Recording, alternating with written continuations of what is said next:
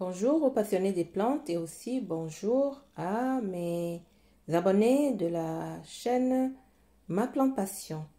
Est-ce que vous vous rappelez que dans la première vidéo que j'ai faite sur l'alocasia, je vous avais promis de vous donner des conseils d'entretien sur l'alocasia. Mais voilà, donc c'est pour ça que je vous reviens parce que je l'avais promis. Donc, dans cette vidéo-ci, elle va être quand même assez brève. On va parler d'éclairage, de fertilisation, de température, d'humidité, des maladies qui peuvent attaquer les alocasias et aussi du type de peau que les alocasias aiment. Donc, pour l'éclairage, je dirais que les alocasias préfèrent évoluer dans un endroit éclairé, avec un éclairage en fait filtré. D'accord? Donc, en ce qui concerne l'arrosage, il faut laisser la terre dans laquelle l'alocasia se trouve sécher aux 2/3 avant d'arroser, ou bien utiliser un hydromètre pour être sûr que la plante a besoin d'eau avant de l'arroser. Il faut garder la terre humide et l'arrosage exagéré, les feuilles mouillées ou le sol détrempé rendent en fait l'alocasia sujette aux maladies en fait. Donc il faut faire très attention à ça. Il faut aussi vérifier régulièrement le sol pour être sûr que la plante a besoin d'eau avant de l'arroser. Ceci est très important. Hein, ça permet de ne pas perdre vos alocasias. Donc, en ce qui concerne la fertilisation, en fait, il ne faut jamais fertiliser l'alocasia l'hiver. Elle n'en a vraiment pas besoin. Donc, l'alocasia, en fait, a besoin d'être fertilisée à partir de fin mars jusqu'à fin septembre. Hein? Donc, 2 fois par semaine, on peut mettre du fertilisant de base pour, en fait, les plantes d'intérieur. Donc, on va passer maintenant à la température. L'alocasia préfère en fait des températures qui varient entre 16 et 27 degrés. Comme vous savez, les alocasias sont des plantes tropicales, donc elles ont besoin quand même d'un peu de chaleur. Donc, quand elles sont exposées à des températures qui sont trop basses, elles peuvent perdre toutes leurs feuilles.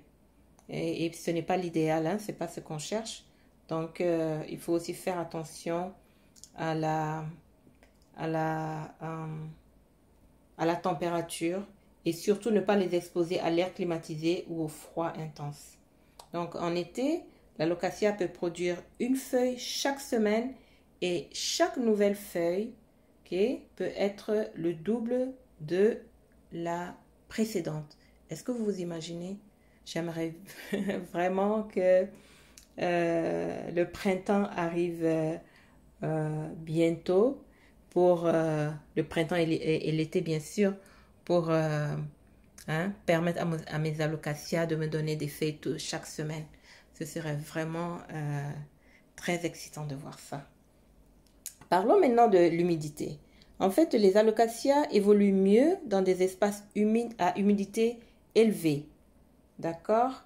Pour augmenter en fait l'humidité, on peut se procurer un humidificateur ou bien aussi les mettre dans la salle de bain parce que c'est souvent la salle de bain est souvent utilisée et puis elle est assez humide. Ou aussi on peut mettre les plantes qui ont besoin du même degré d'humidité ensemble. Et ça leur permet aussi de garder leur humidité en fait. Donc là maintenant, c'est ça, on a parlé de l'humidité. Et puis l'autre chose que j'aimerais préciser, c'est que il est déconseillé en fait de vaporiser les alocasias. Parce que le surplus d'eau sur les feuilles peut causer des maladies. Hein? Donc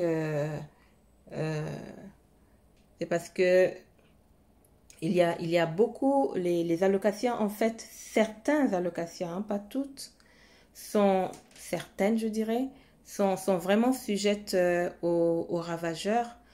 Donc, il faut faire très attention en fait à ce que les feuilles ne soient pas trop souvent mouillées en fait. Donc, pour les ravageurs, hein, quand on en détecte, il faut nettoyer les feuilles avec de l'eau légèrement savonneuse. Et puis, une fois, après quelques semaines, hein, et puis aussi, on peut prévenir les ravageurs de cette façon-là. Et ça permet aussi de garder, le fait de les nettoyer à l'eau savonneuse, ça permet aussi de garder les feuilles loin de la poussière en fait. D'accord. Donc là, on va passer aux maladies. Donc, comme je disais un peu plus tôt, l'arrosage excessif, hein, et puis les feuilles constamment mouillées sont à la base des maladies des alocasias en fait. Donc, arroser quand la plante en a besoin, garder les feuilles sèches peut permettre une bonne circulation autour de la plante. Vraiment, sont les choses à faire pour la garder en santé, en quelque sorte.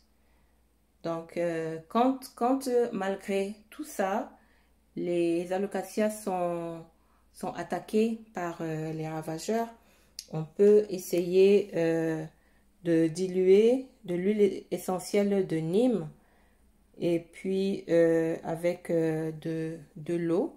Mais pour ça, vous faites vos recherches pour vraiment avoir le dosage adéquat et ensuite asperger ça sur la feuille malade. Donc, c'est un peu ça. En ce qui concerne les pots, d'accord, les alocasias aiment vraiment que leurs racines soient entremêlées dans de petits pots. Donc, il ne faut pas chaque été alors se précipiter pour réempoter parce qu'elles préfèrent être dans de petits pots. Donc, c'est peut-être au bout je sais pas, peut-être 2 ans qu'il faut penser les réempoter. Donc moi, en tout cas, personnellement, c'est ce que je vais faire. C'est l'été prochain, je ne vais pas déjà les réempoter. Je vais juste les laisser dans leur pot pour leur permettre d'évoluer plus facilement. Voilà, c'est ce qui met fin à cette vidéo. Donc, si vous l'avez aimé, n'hésitez pas à vous abonner à ma chaîne. Comme je vous ai dit, j'ai plusieurs vidéos qui viennent concernant les plantes. Et je vous fais un tour de toute ma collection. Donc, je vous souhaite une belle journée à tous et puis à bientôt. C'était Asma Brise.